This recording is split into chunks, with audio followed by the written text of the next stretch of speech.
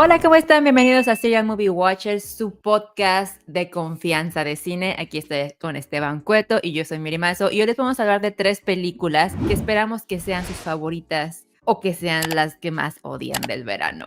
Vamos a hablar de Mad Max, bueno, Furiosa. Vamos a Sí, hablar de Furiosa primero, Esteban, y te tengo que decir algo antes de...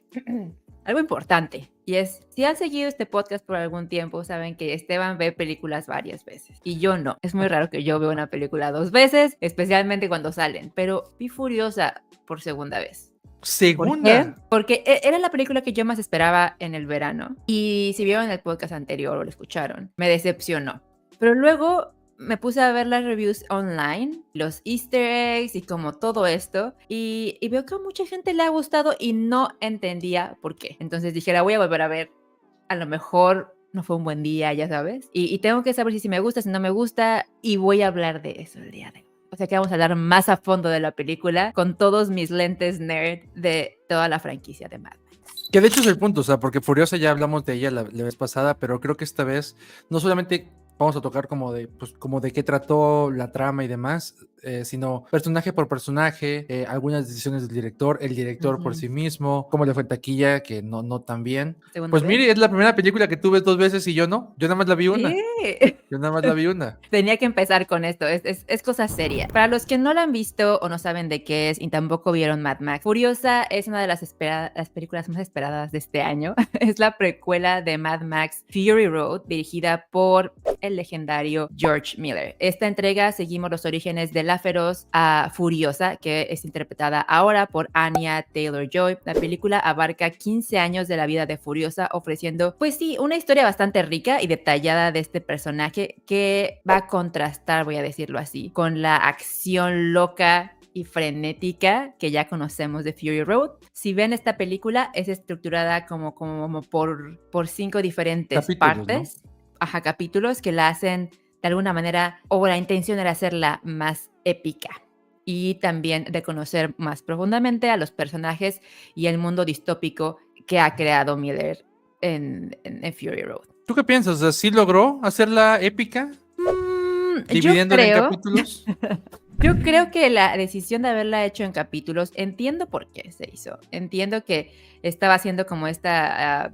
quería que fuera épica, ¿sabes? Quería explicarnos muchas cosas, pero siento que choca mucho la explicación y el background. A lo mejor un poco cómo dramatiza el personaje de Furiosa con la locura y como lo decía, como toda esta energía de aventura que es muy icónica de la franquicia. Creo que eso es lo que choca y lo que a lo mejor decíamos la vez pasada, que hace que el tono de la película sea no el tono, perdón, el ritmo de la película no sea el adecuado y que a lo mejor haga que a muchos de nosotros, incluida yo, pues no sienta que sea tan intensa como la primera película. ¿Tú qué piensas? Yo pienso que la gente tenía una expectativa que no se cumplió y ese es el primer factor mal, o sea, que la gente ya salió diciendo, esto no es Mad Max, pero yo sinceramente por lo regular revisito las películas primeras, en este caso no lo hice, sino leí un artículo y decía que cada película es interesante porque puede ser como película en solitario porque realmente no mantienen un género, ¿no? Así sí hay una misma temática como central, pero no es el mismo género ni el mismo ritmo de película, entonces eso puede ser que la gente que vio la película hace 10 años llegó ahorita al cine y dijo, ¿sabes qué? Esto no es lo que yo vine. Eso es la primera. Y la segunda cosa, creo, Furiosa no es lo más interesante en Furiosa. Y eso también, pues, le resta un poco, ¿no? O sea, se llama Mad Max Saga y no hay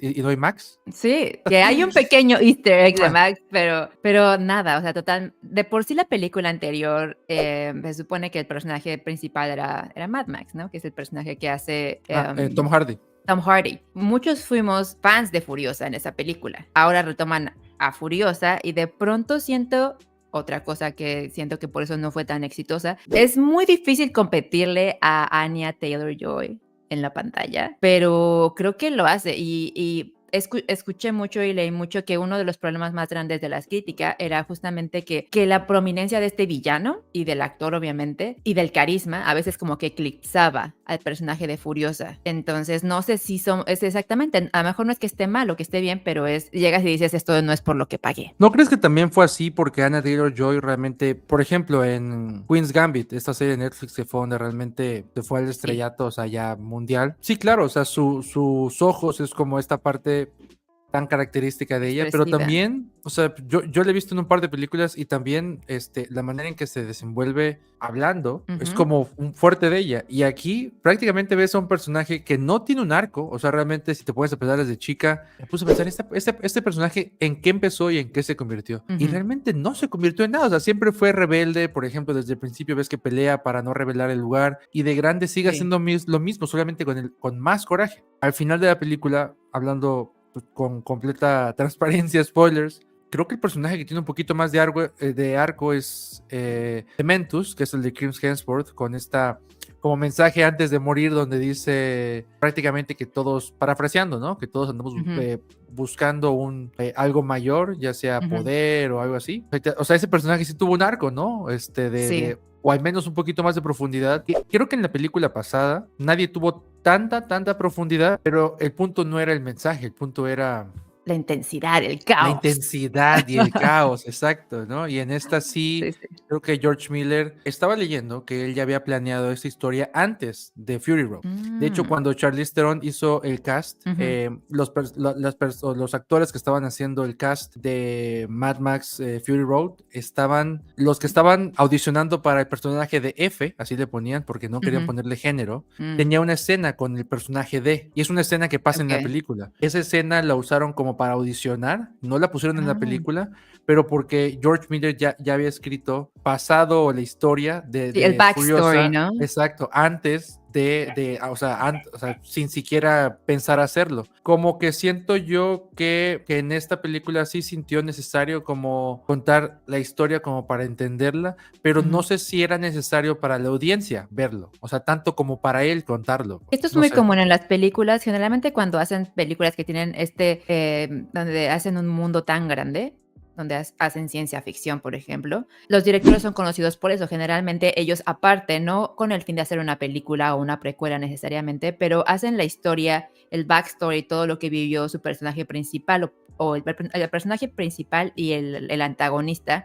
¿Para qué? Para saber, como dice Esteban, de dónde vienen, a dónde van y en qué momento de la historia él va a empezar a contar la película. Entonces, entiendo de dónde sale entonces esta película. Y a lo mejor si ves, como decíamos en la vez pasada, si ves Furiosa y luego ves Mad Max, te hace sentido porque dices, ah, bueno, esta niña viene de aquí y llega hasta allá. Y entonces ya te creo que sea una historia acerca de Completa, ¿no? venganza. El problema, y no me había dado cuenta, pero es ese, justamente siento que no tengo una conexión realmente con Furiosa porque nunca cambia, siempre, ella es la misma, como que nada más es el vehículo, irónicamente, de toda esta película. Entonces, me siento como en Disney, entonces como que voy en el vehículo y me enseñan como todos los personajes y así de, ya viste a Mickey, ya no sé qué, ya, ¿no? Como de, ya viste a Dementus y ahí está Mad Max y ahí está no sé quién, ahí está Joe, pero sales de la película y es como de, bueno, pues sí, pero ya los conocía, ¿no? Y realmente no nos da tanto backstory, o sea, sin ver Furiosa, no es como que no me imagine de dónde viene, porque pues en la segunda película, spoiler alert, regresa, ¿no? A su lugar de origen. O es el punto. Entonces, sí, como dices, no sé si haya sido muy necesario. Siento que el mundo de Mad Max es tan grande, tiene tantas posibilidades, que a lo mejor ver la historia de un personaje, no sé, como, no sé, cualquier otro personaje como Immortan Joe, hubiera sido como más interesante y a lo mejor ahí también ver a Furiosa. No sé si hubiera sido una elección, una mejor elección.